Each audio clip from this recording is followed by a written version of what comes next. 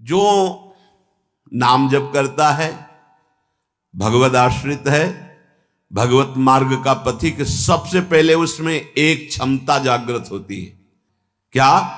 ये द्वंद है, शत्रु और मित्र में समान भाव, मान और अपमान में समान भाव, लाभ और हानि में समान भाव, सुख और दुख में समान भाव, निंदा और स्तुति में समान भाव।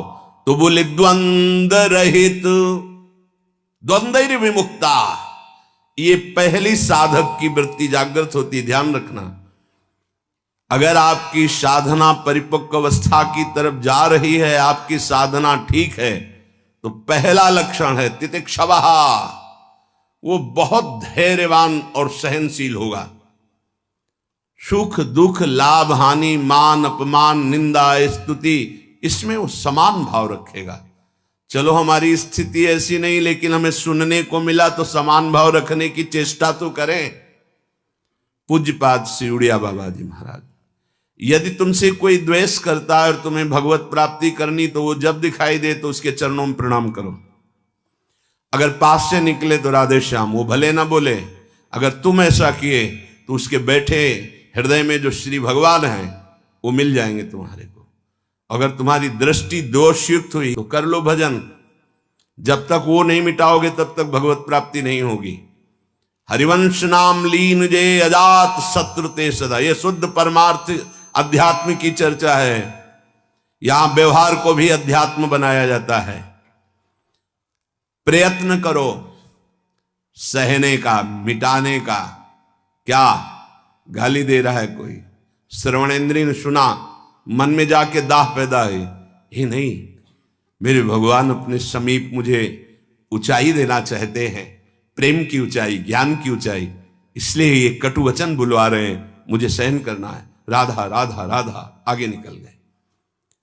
जो सुख दुख, मान अपमान, लाभ हानि आदि द्वंद्वों को सह जाता है, देख लो, यहां लड़ना नहीं है, भक्ति सहना सिखाती। बोले कब तक सहेंगे? जब तक भगवान ना मिल जाए। बोले वो तो बहुत ही दुष्ट हो जाएगा, अगर हर बार सहेंगे तो अगली बार और बढ़ के आएगा। कदापि नहीं। जो अपराध भक्त कर करे राम रोष पावक सो जरे, तुम सहो आग उधर लग जाएगी। उमा क्षमा सापौते भारी, अपने कर्म जाय अपकारी। तुम अपने को बचाओ, मालिक देख रहा है, वो ऐसा हिसाब करेगा। एक नवयुवक था जिसकी देखो हंसी उड़ाता था, बहुत परेशान करता था। एक भगत जी निकले उनके छेद, तो दाढ़ी मुच्छ को लेकर बहुत उपहास किया। 2 रुपए निकाले, दिए। उसको लगा पीछे आ रहे थे आर्मी के, फिर उनका उपहास गिरा के 10-5 लाख तो थप्पड़ मारे ना। वो जो 2 रुपए दिए थे ना, हिसाब हो गया। अब दोबारा उस गली में नहीं खड़ा हुआ वो। राम रोष पावक सोजरी, तुम जाओ झुक के। वो आ रहा है झुकाने वाला, किसी रूप में रौंद के रख देगा उसको, क्योंकि उसका स्वभाव ऐसी जगह हाथ डालेगा जहां हाथ जल जाएगा। ये ना सोचो कि अगर हम 10 बार सह गए तो 11वीं बार वो फिर बोलेगा, बोलने लायक नहीं रहेगा। जो अपराध भक्त कर करे राम रोष पावक सोजरी, तुम्हारा कर्तव्य सहन करना और मालिक का कर्तव्य हिसाब करना।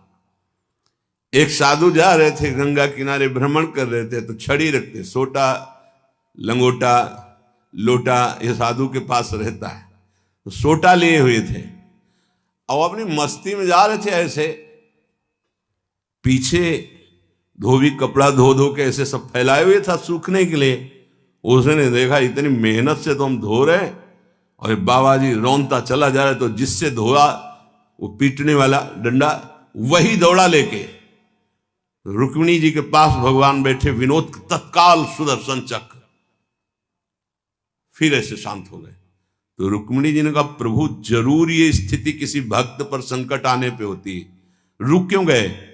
बोले उसके पास लाठी थी, उसने हिसाब कर दिया। 2-3 डंडे बाबा जी ने मारे, 2-4 डंडे धोबी ने मारे, तो दोनों धोबी ही है, इसीलिए मट गए। हाँ, अगर वो सर झुका देता तो वहां द्वारिकाधीश का सुदर्शन चक्र सेकंड के कम हिस्से में उपस्थित हो जाता। सर्वव्यापी तत्व है भगवान के पार्षद। जैसे नारायण निकला और वहीं हरि पार्षद प्रकट हो गए। आप अगर डंडे चलाओगे ना तो हिसाब किताब आपका भारी पड़ जाएगा। अगर आपने सर झुका दिया तो वो हर समय तुम्हें देख रहा है। कोई क्षण ऐसा नहीं है, कोई जगह ऐसी नहीं जहां उसके नेत्र ना हो। हाँ, विश्व तच्चक्षुर, पूरे विश्व में उसके नेत्र विराजमान हैं। सहना सीखो। यदि आगे बढ़ना है तो सहना सीखो। हमारी बात मान लेना। अगर मान लोगे तो जान जाओगे कि इसका रहस्य क्या है। जो सह गया तो भगवान को प्राप्त हो गया।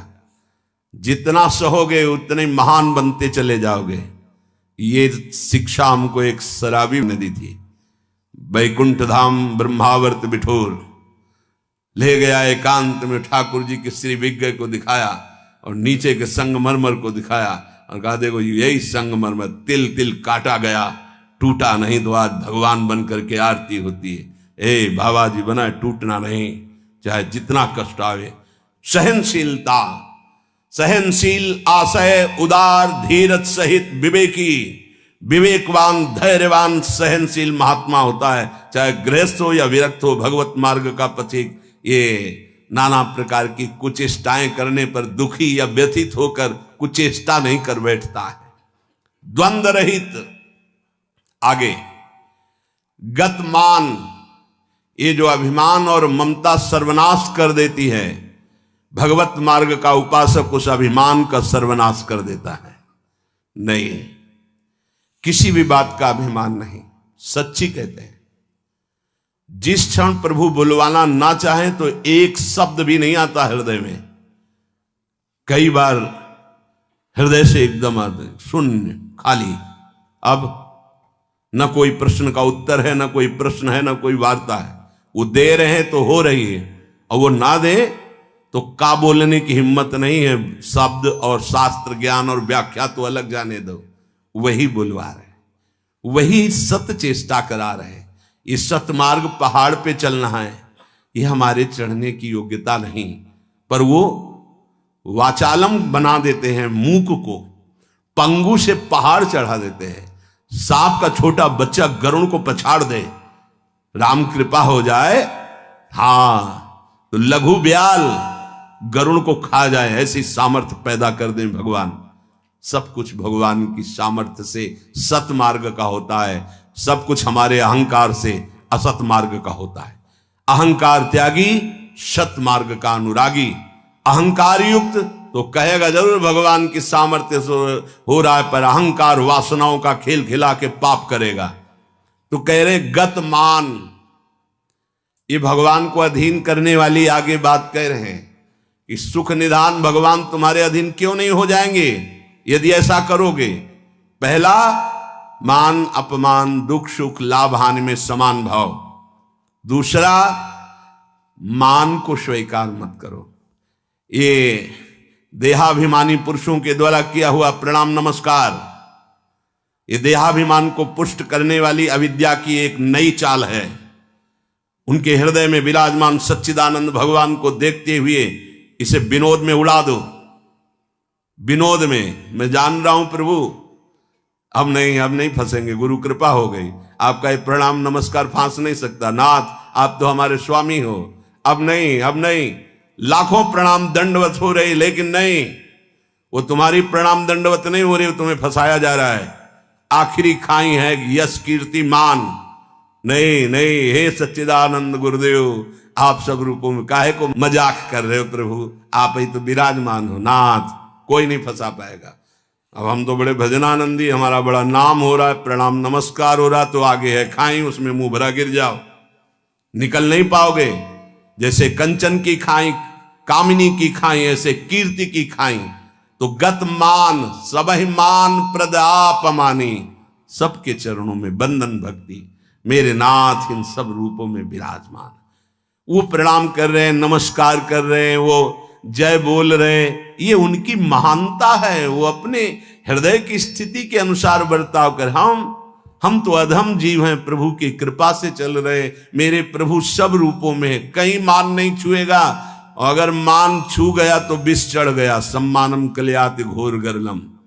ये मान रूपी जहर केवल गुरु कृपा से ही दूर होता है। एक ही जगह गुरु घाट जिनमें इसकी धुलाई होती है, वहां कोई भी तुम्हारी चतुराई नहीं चलेगी, कोई भी गुण नहीं चलेगा, कोई भी प्रभाव नहीं चलेगा। वहां धुल के रख देते हैं इस मान को, और जहां मान धुला और दैन्यता आई तो हरि कंठ लगा लेते हैं। भगवान उसे अपने समीप रख लेते हैं। बलिहारी गुरु आपने, जिन्होंने मान को मिटिया मेट कर दिया। बलिहारी कभी नहीं सुधरता है मान का स्वभाव। ये गुरुदेव, इसीलिए गुरुदेव के हाथ का खिलौना कोई बिरला ही बनता है। अहंकार के हाथ के खिलौने तो सब बने हुए, जैसी चाबी भरता है अहंकार वैसे ही खेल हो रहे, लेकिन कोई गुरुदेव के हाथ का खिलौना विशेष लाडला होता है। भर दी चाबी, अब उसके हृदय में खेल चल रहा है निकुंज का। मान का त्याग करा करके दैन्यता का भाव प्रकाशित करना, ये प्रेमी महापुरुष सदगुरुदेव की कृपा से होता है। गत मान, आगे ज्ञान रथ। ज्ञान किस बात का? एक क्षण भी प्रभु का स्मरण न छूटे, इससे बड़ा कोई ज्ञान नहीं। बात पकड़ लो। तुम्हें कुछ आता हो या ना आता हो, बस राम कृष्ण हरि राधा राधा बोलना आता है, इससे बड़ा कोई ज्ञान नहीं है। ये भगवद स्मृति है। यस्य स्मरण मात्रेण जन्म संसार बंधनात् विमुच्यते नमस्तस्मै विष्णवे प्रभु विष्णवे। जिनका स्मरण मात्र जन्म मरण बंधन से मुक्त कर देता है। राधा राधा कृष्ण कृष्ण। ज्ञान रथ।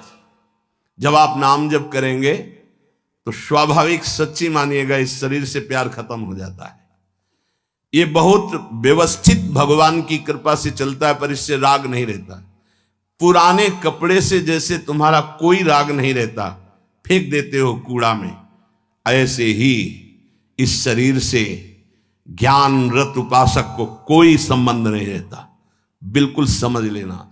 जैसे कबाड़ में पड़ी हुई गाड़ी से ध्यान आएगा, ऐसे गया, पर आपकी रति नहीं होगी क्योंकि बेकार हो गई है।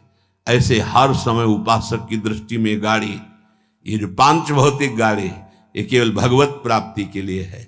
अगर ज्ञान प्रकट हो गया तो इससे कोई रति नहीं रहती, इससे कोई अपना शरीर का राग मिट जाना ही सब ज्ञान है।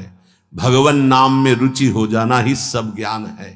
बस दो बात समझ लो, जितना इससे तुम प्रेम करोगे उतना ही पापाचरण होगा, और जितना नाम से प्रेम करोगे उतना ही इससे वैराग्य होगा, और आप दिव्य उन्नति को प्राप्त हो जाएंगे। ज्ञान रथ, सच्चा ज्ञान। मैं भगवत स्वरूप हूं, ये मैं शब्द अंतःकरण से निकलता है। बस स्वरूप हूं है, मैं के साथ हूं है, नहीं तो स्वरूप। बस स्वरूप, मैं स्वरूप हूं, ये अंतःकरण धर्म से निकल रहा है। और केवल है स्वरूप, ये है, वहां कोई और शब्द नहीं जुड़ता। न मैं न हूं, वो है, वही है, वो भी खत्म, केवल है।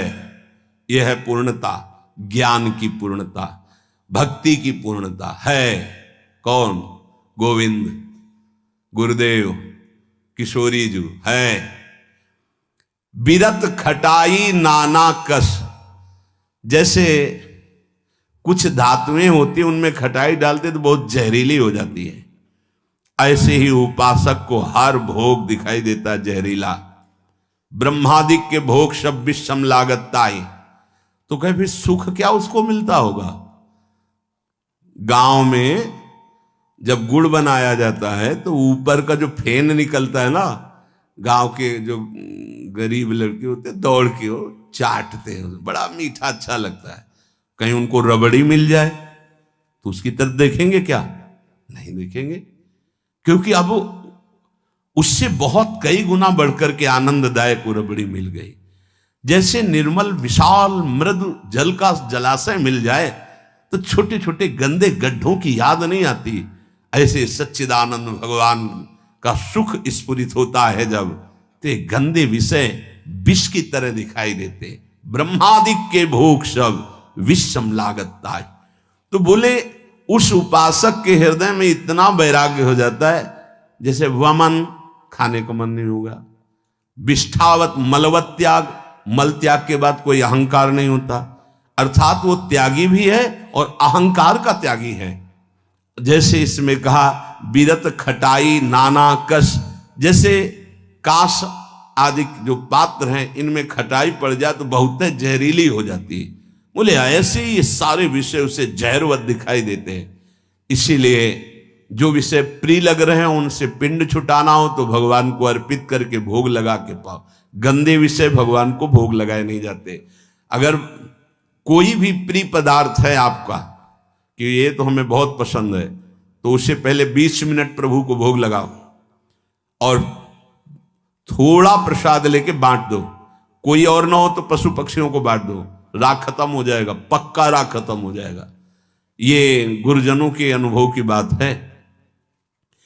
कुछ ऐसे पदार्थ होते हैं, पूज्य राधा बाबा भाई जी से कहा कि सब ठीक है आपकी कृपा से, पर मिठाई देखते ही प्रीता बढ़ जाती है, तो क्या अभी हमारा राग है मिठाई में? भाई जी हर समय बाबा की मनोवृत्तियों को देखने वाले महापुरुष, तो उनका नहीं, तुम्हारी स्थिति में मिठाई का राग नहीं है, ये स्वभाववश शरीर की आवश्यकतावश पूर्व अभ्यास रहा है। तो ऐसा हो जाता है कि जैसे सब पदार्थ रखा है, जो प्रिय है उसे उठा लिया और पाने लगे, उसका कोई राग नहीं है, स्वभाववश तुम्हारे शरीर को आवश्यकता है तो स्वभाव बन चुका है, पर राग नहीं है। पर अपने लोगों की स्थिति नहीं है, अपने लोगों का राग है। हमें जो राग है सच्ची मानो गुरुजनों की आज्ञा पे चले तो नष्ट हो जाएगा। जो प्रिय से प्रिय वस्तु लगे, 20 मिनट भोग लगाना, दिखाना नहीं केवल, क्योंकि होगा ना कि गरम गरम पकौड़ा और चटनी हो सब दिखा लो श्री जी को पालो, नहीं, रसेंद्री को नहीं, श्री जी को पवाओ और इसके बाद एक पकौड़ा चटनी आप लो, बका दूसरे को दे दो, आप अपना पेट भरो रोटी से। आप देखो ना आपकी रसेंद्री बस में, रसेंद्री बस में हुई हर इंद्री बस में हो जाएगी। यहां कह रहे बीरत खटाई नाना कस, ये नाना प्रकार के भोग भोगते समय बहुत व्यतीत हो गया। उस उपासक को ये विश्वत नजर आते हैं जिसको भगवत प्राप्ति की चाह होती। तो बोले सुख निधान सुजान कौशलपति वे प्रसन्न कहू क्यों न होई बस। यदि ऐसे चलोगे तो भगवान बिना बुलाए आपके पास आ जाएंगे। कैसे? द्वंद्व रहित, मान अपमान निंदा स्तुति समान भाव से सह जाओ। गतमान, कोई सम्मान करे स्वीकार मत करो, उसके भोक्ता मत बनो। ज्ञानरत, ये शरीर नष्ट हो जाएगा, तुम अविनाशी हो। विषय विरत खटाई नाना कस, जितने भोग हैं इनमें कोई सुख नहीं है। और फिर जैसे देह गे से प्यार करते ऐसे प्रभु से प्यार करने लगे। तो कह रहे प्रभु अपने आप आपके अधीन हो जाएंगे।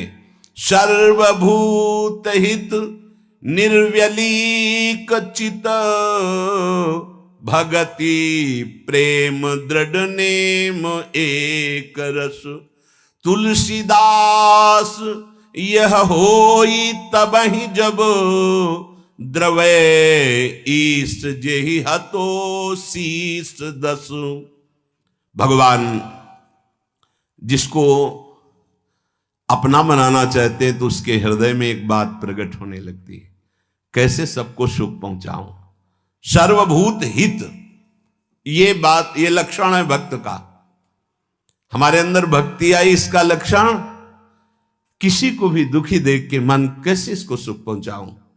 भले हम कुछ नहीं कर पा रहे, लेकिन सर्वभूत हिते रताहा हमारे हृदय में आ गया, कैसे इसको सुख पहुंचाऊं। गोस्वामी जी ने संत हृदय की महिमा का वर्णन करना प्रारंभ किया तो लगा जैसे मक्खन कोमल होता है ऐसे संतों का हृदय कोमल होता है। तो लिखा संत हृदय नवनीत समाना, पर विचार किया है तो दोष हो गया। मक्खन तभी पिघलता है जब उसमें स्वयं ताप लगे, फिर तो संत की हृदय की बात गलत हो गई। अगर स्वयं के दुख में हृदय द्रवित होता है तो सबका होता है।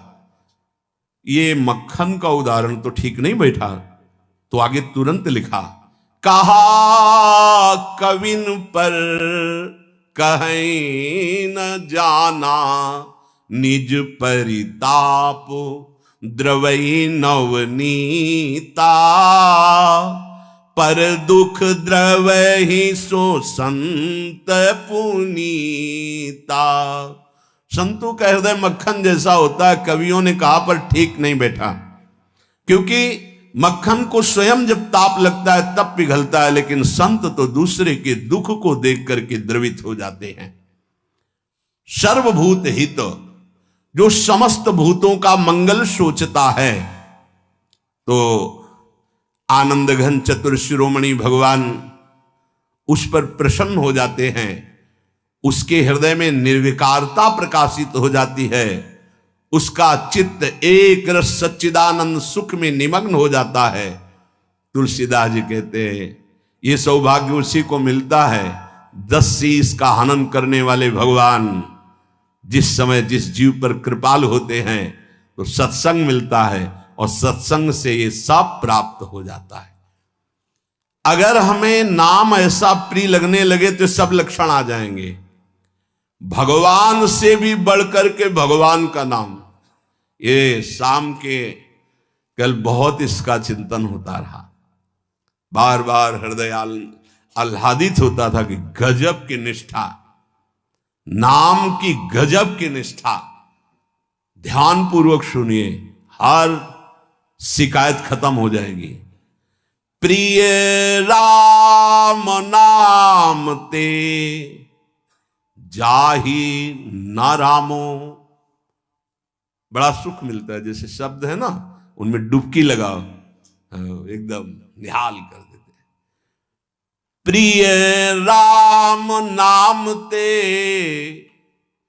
जाही न रामो, ताको भलो कठिन कलिकाल हूं, आदि मध्य परिणामो,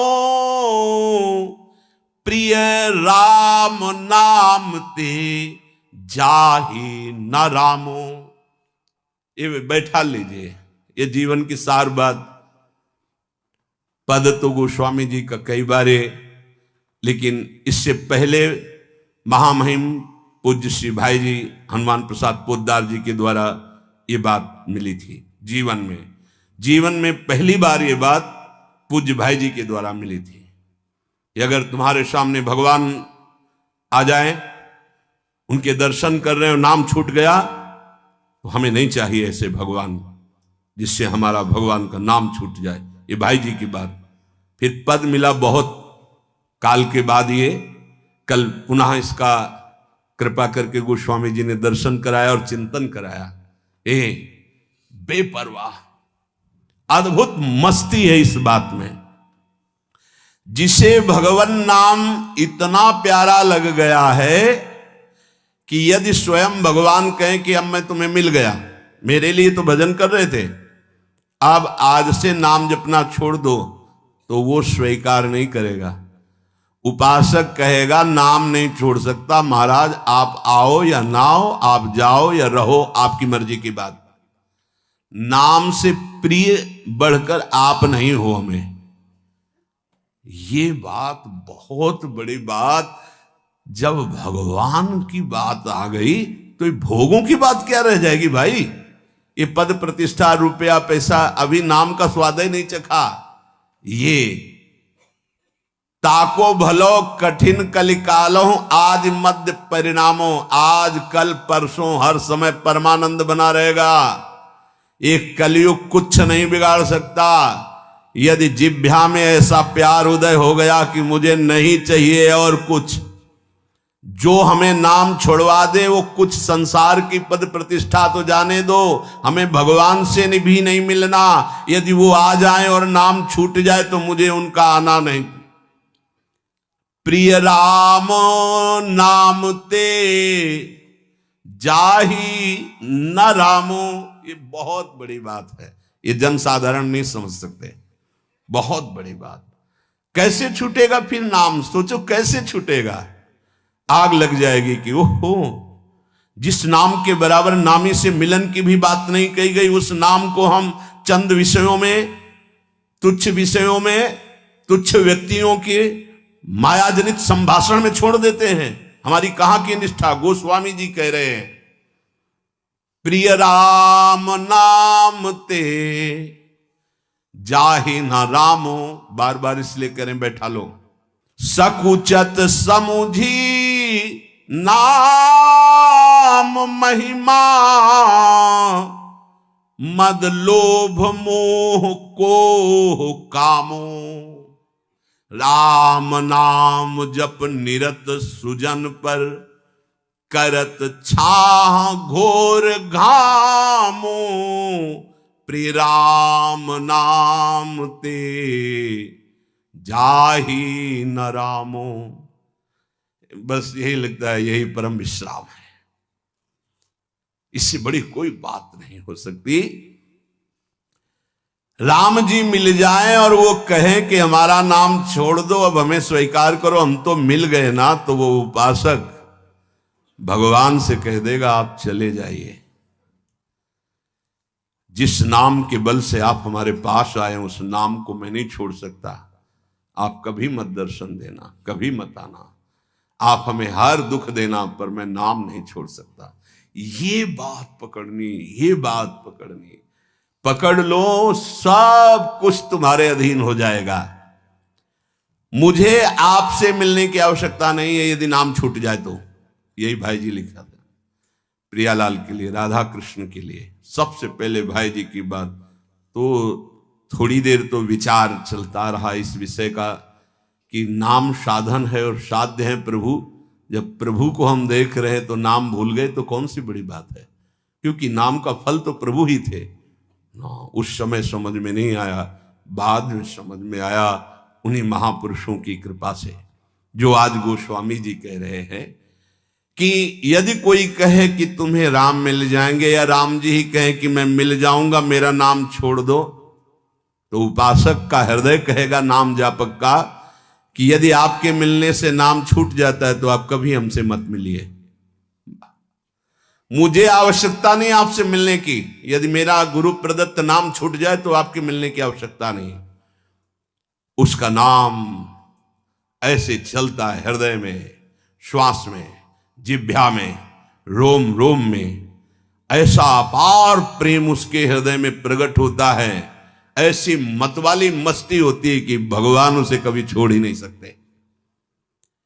इस कराल कलिकाल में आदि, प्रारंभ, मध्य और अंत, कभी किसी का कल्याण हुआ है या हो रहा है या होगा तो ऐसे नाम प्रेमी का होगा। ये आदि मध्य परिणामों।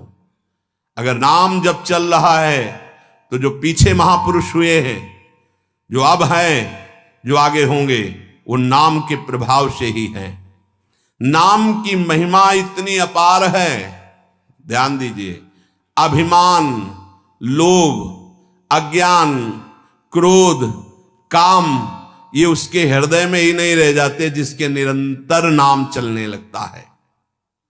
ये सब सकुचा कर भाग जाते हैं। जैसे किसी महान बलशाली को देखकर छोटे मोटे योद्धा गर्दन झुका के भाग जाते हैं।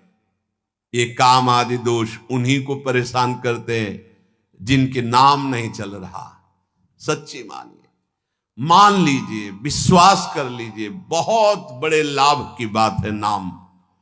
सामने ही ये सर ऊंचा नहीं कर सकते। कौन? बोले नाम महिमा का ऐसा प्रभाव, मद, अभिमान, लोभ, भोगों का, पैसे का, पद का, मोह, परिवार का, क्रोध, नाना प्रकार की प्रतिकूलताओं से प्रकट होता है, और काम, ये गर्दन झुका के भाग जाएंगे यदि तुम्हारे निरंतर नाम चल रहा है। वो हम ये छोड़ नहीं पाते, हम नहीं छोड़ पाओगे। ये भगवत शक्ति से संपन्न योद्धा हैं। नाम नाम चल रहा है, भाग जाएंगे। नई अवस्था ठाकुर हरिदास जी की, बस नाम चल रहा है। 3 दिन प्रयासरत रही, स्वयं भक्त बन गई, उनके हृदय में कोई फर्क नहीं पड़ा। क्यों? क्योंकि नाम चल रहा है। जो नाम जप करता है, बहुत महिमा की बात कह रहे हैं। राम नाम जप निरत सुजन पर करत छाह घोर घामो। घोर धूप में भी धूप छाह से भी बढ़कर शीतल बन जाएगी नाम जापक को। अर्थात घोर विपत्ति, घोर प्रतिकूलता उसके लिए भारी अनुकूलता और मंगल बन जाएगी जिसकी जिह्वा पे नाम चल रहा है। यदि कोई कहे कि हमने नाम के प्रभाव से पत्थर में कमल उदित होते देखा है, तो आश्चर्य मत मान लेना, बहुत छोटी बात है ये। कह रहे हैं नाम प्रभाव सही जो कहे को, शिला सरो रूह जामो।